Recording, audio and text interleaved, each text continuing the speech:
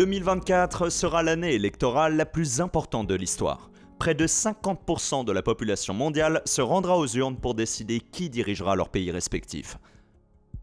Il est évident que certains votes ont eu plus de poids que d'autres et que beaucoup de ces élections étaient déjà décidées avant le premier vote. Mais cela montre tout de même que le monde évolue généralement dans le sens de la démocratie, ce qui est évidemment une très bonne chose.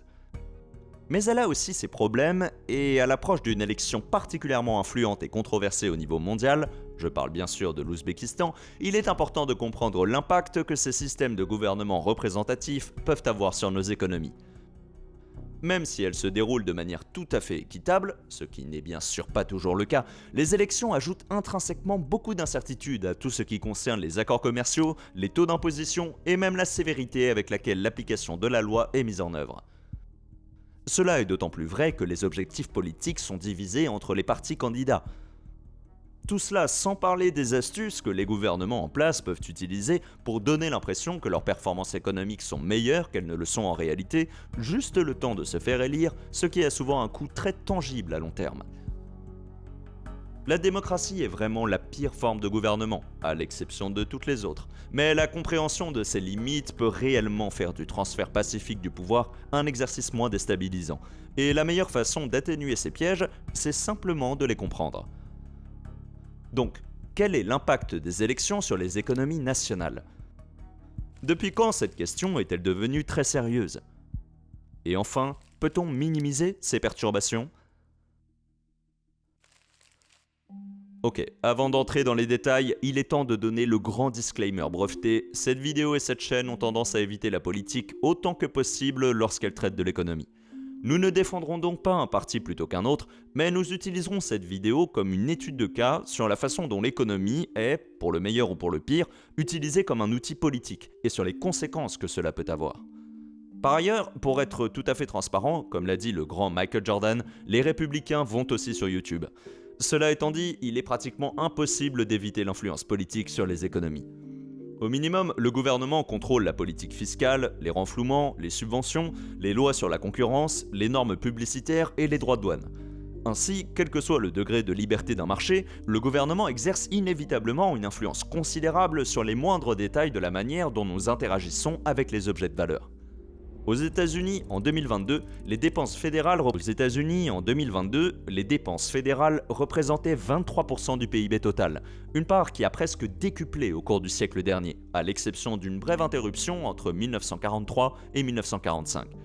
On ne sait pas trop ce qui s'est passé. Pour la plupart des gens, ce n'est pas vraiment une surprise. Le gouvernement et l'économie au sens large entretiennent des relations de plus en plus étroites. Ce n'est pas un sujet qui préoccupe le commun des mortels. Enfin, jusqu'à ce que ces systèmes soient sur le point de faire l'objet d'une nouvelle gestion. Ce problème est d'autant plus important que les campagnes sont clivantes et polarisées. Si, par exemple, un parti a des objectifs forts en matière de protection des travailleurs, tandis que ses adversaires se présentent avec un programme corpo de salaire minimum nul et d'impôt sur les sociétés, cela peut paralyser des entreprises par ailleurs fonctionnelles, car il leur sera de plus en plus difficile de prendre des décisions sur la base d'un avenir aussi incertain. Si les entreprises ne savent pas à quoi ressemblera le paysage politique, elles ne peuvent pas investir en toute confiance dans de nouveaux projets. Et un ralentissement des investissements des entreprises a des répercussions plus larges sur la croissance générale, l'emploi et même l'inflation. Bien sûr, il s'agit là d'un exemple extrême, mais des élections aussi incertaines que celles-ci ont lieu en permanence dans le monde entier. Pour être juste, les élections américaines, qui retiennent l'attention en ce moment, n'entraînent pas de différences de politique économique aussi importantes que celles qui ont eu lieu en Argentine au début de l'année, parce que l'économie de ce pays se porte généralement mieux et qu'il s'agit donc plus d'ajustements fins que de réajustements radicaux. Mais il y a encore des questions comme le commerce, une question qui pourrait vraiment aller dans les deux sens avec les candidats actuels, en particulier quand il s'agit de quelque chose comme les tarifs douaniers. Une taxe sur les produits importés n'est pas une nouveauté dans des pays comme les États-Unis, et les scénarios récents ne sont pas les plus extrêmes de l'histoire du pays. Dans les années 1920, la loi Forney-Macumber a porté la taxe moyenne sur les importations à 40% pour aider l'industrie agricole. Le résultat n'a pas été très positif.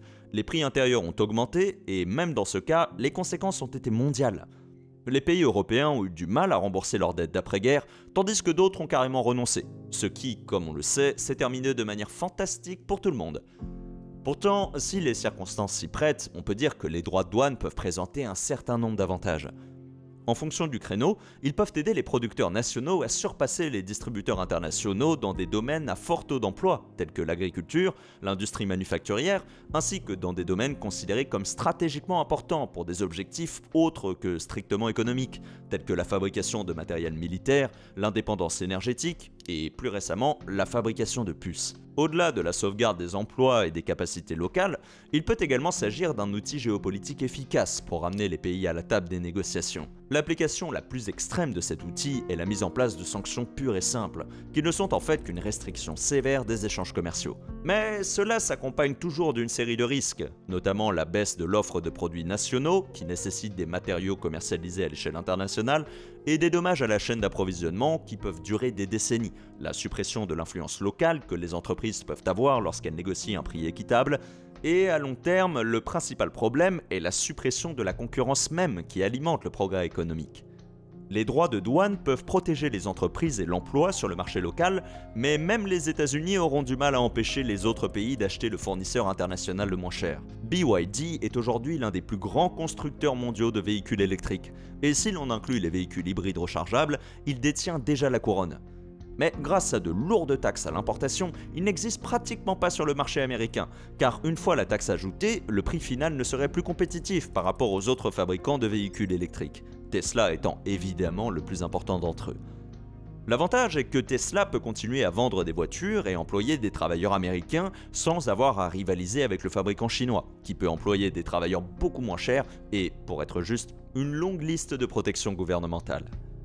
Le problème, c'est qu'en l'absence de cette volonté de concurrence, il n'y a pas grand-chose qui puisse inciter ces entreprises protégées à baisser leurs prix ou à offrir un meilleur produit, ce qui signifie que sur les marchés internationaux, elles perdront du terrain, ce qui nuira aux exportations. Je l'ai déjà mentionné, mais en Australie, les voitures BYD sont devenues extrêmement courantes, presque du jour au lendemain, et aucun tarif douanier entre les États-Unis et la Chine n'empêchera les consommateurs australiens d'acheter le véhicule électrique ou hybride le moins cher qu'il aurait proposé.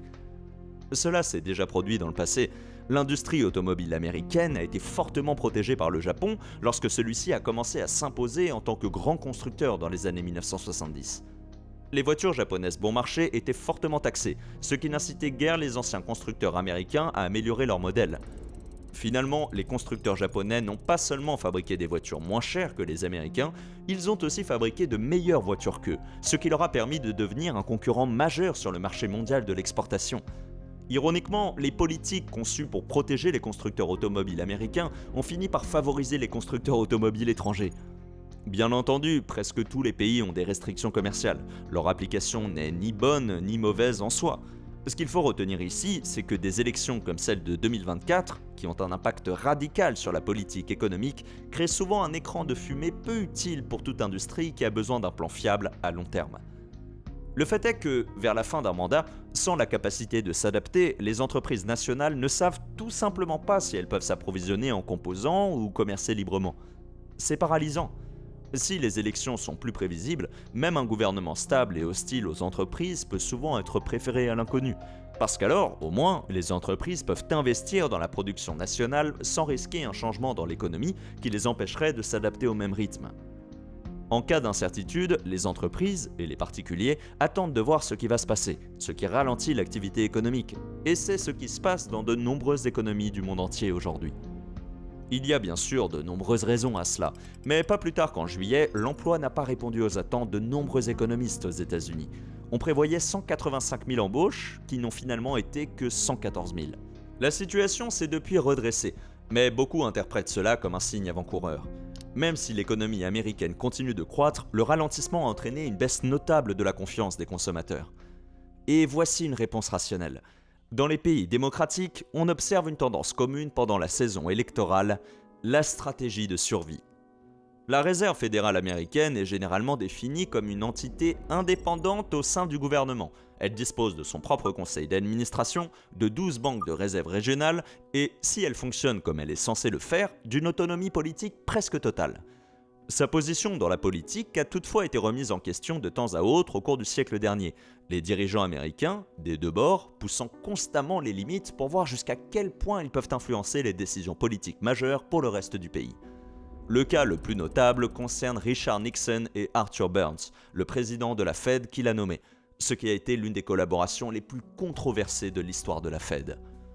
Vers la fin d'un mandat, avec la possibilité de réélection d'une personne ou d'un parti ayant les mêmes opinions, la Réserve fédérale subit généralement une pression extrême de la part du président pour réduire les taux d'intérêt afin de stimuler la croissance économique.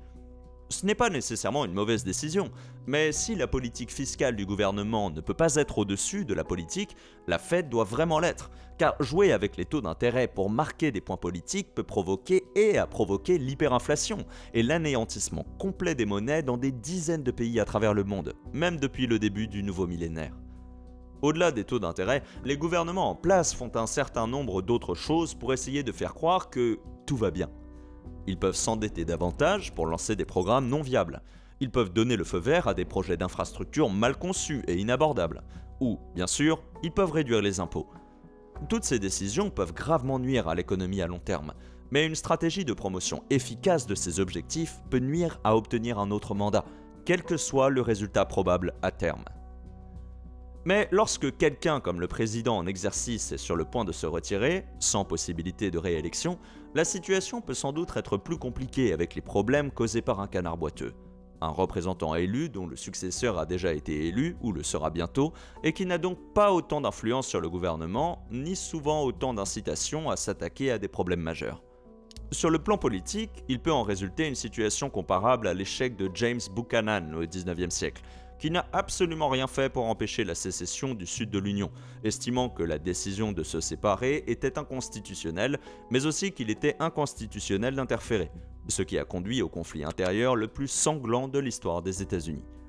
Sur le plan politique, il y a le président Hoover, qui a tenté de collaborer avec FDR sur les politiques visant à remédier à la Grande Dépression, ce qui n'a pas été une réussite et a probablement contribué à la stagnation prolongée de l'économie. Ou plus récemment, George W. Bush et la crise financière de 2008. Les politiques qui ont déréglementé le secteur bancaire au point que la crise a pris l'ampleur qu'elle a connue en 2008 étaient elles-mêmes des échecs économiques, mais la crise qui en a résulté a vraiment démarré à la fin du dernier mandat de Bush, alors que la campagne pour les deux nouveaux candidats à l'élection présidentielle était bel et bien lancée. En fin de compte, c'est l'un de ces deux hommes qui allait hériter de cette crise et être chargé de superviser les politiques visant à la résoudre. Cela signifiait que Bush ne pouvait pas prendre les mesures décisives qui étaient probablement justifiées à un moment comme celui-ci, ce qui ajoutait à la confusion de l'effondrement de l'économie mondiale. Pour ne rien arranger, les deux candidats au remplacement de Bush étaient tous deux sénateurs à l'époque, ce qui les obligeait à trouver un équilibre entre des décisions de politique économique prudentes et ce qui serait bon pour leur campagne électorale. Heureusement, ce qui rend cette période particulièrement unique, c'est que les candidats concurrents à l'élection présidentielle, Barack Obama et John McCain, ont suspendu leur campagne pour s'attaquer aux problèmes et formuler une politique pendant que le président en fuite était encore en fonction. Au moins pour un moment, les deux hommes politiques, qui ont des vues très différentes sur l'avenir du pays, se sont unis pour faciliter la transition pour celui qui prendra le pouvoir. Mais il y a eu beaucoup de résistance, de nombreuses personnes estimant qu'il s'agissait d'un coup politique, ce qui a rendu difficile tout changement réel jusqu'à l'élection du nouveau président. Indépendamment du résultat et des coups de tête qui ont suivi, la nécessité de cette coopération sans précédent a clairement démontré que les contrôles économiques d'une nation, qui relèvent de plus en plus du gouvernement, ne sont pas toujours aussi bien gérés qu'ils devraient l'être. Ainsi, qu'il s'agisse du commerce, de la stratégie de survie ou de l'occasionnel canard boiteux, les élections ont le don de créer un niveau d'incertitude troublant. Toutefois, il existe des moyens de minimiser ces perturbations.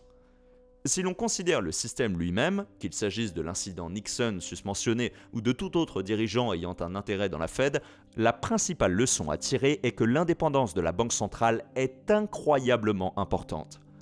Sans la possibilité d'opérer librement, les élections ne seraient pas la seule chose qui empêcherait les participants de prendre des décisions judicieuses.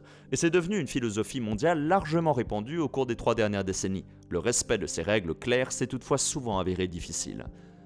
Un pays qui a tenté de remettre en cause cette règle, la Turquie, est une économie dont nous avons longuement parlé dans 2 vidéos récentes, mais pas pour de bonnes raisons. Sans vouloir trop s'étendre sur ce qui a déjà été abordé, une révision constitutionnelle a conduit à une augmentation du pouvoir présidentiel sur leur banque centrale, en particulier sur les taux d'intérêt, où les gouverneurs supervisant la banque centrale turque ont été renvoyés l'un après l'autre pour avoir suggéré des hausses de taux afin d'enrayer la crise de l'inflation. De nombreuses autres questions ont conduit à la bataille actuelle de la Turquie pour la stabilité, mais les pressions idéologiques exercées sur un système bancaire qui repose sur l'indépendance n'ont certainement pas contribué au processus de redressement en cours, ce qui a causé des dommages durables à une institution dédiée à la stabilisation de l'économie d'un pays. À plus grande échelle, les États-Unis et la plupart des autres économies avancées dans le monde ont de nombreux différends avec la Turquie, mais il est également insensé de penser qu'ils sont spéciaux ou au-dessus de ces questions. Les élections actuelles, très conflictuelles, expliquent pourquoi le deuxième moyen d'atténuer l'impact de ces facteurs est peut-être le plus important de tous. Il s'agit tout simplement d'être informé. Des électeurs mieux informés sont plus difficiles à manipuler, ce qui se traduit en fin de compte par des élections et des décisions économiques plus stables. Cela oblige les candidats à se concentrer sur les questions les plus urgentes qui intéressent vraiment tout le monde, quelle que soit leur affiliation. Qu'ils soient nouveaux ou anciens, les politiciens en quête de pouvoir lors d'un cycle électoral feront tout ce qu'ils veulent et offriront tout ce qu'ils veulent pour s'assurer un vote. Le processus démocratique est loin d'être parfait. Il donne le pouvoir à ceux qui peuvent convaincre le peuple que leurs idées sont meilleures, et la meilleure façon de s'assurer que ces idées sont réalistes et bonnes est de les comprendre. Personne ne peut prédire le résultat d'une élection ou son impact futur, et encore moins les économistes. Mais il y a une vérité qui prévaut dans le domaine de la politique et de son influence sur l'économie. Les gens sont moins enclins à la tromperie tant que tout le monde les regarde. Merci d'avoir regardé la vidéo. Ciao.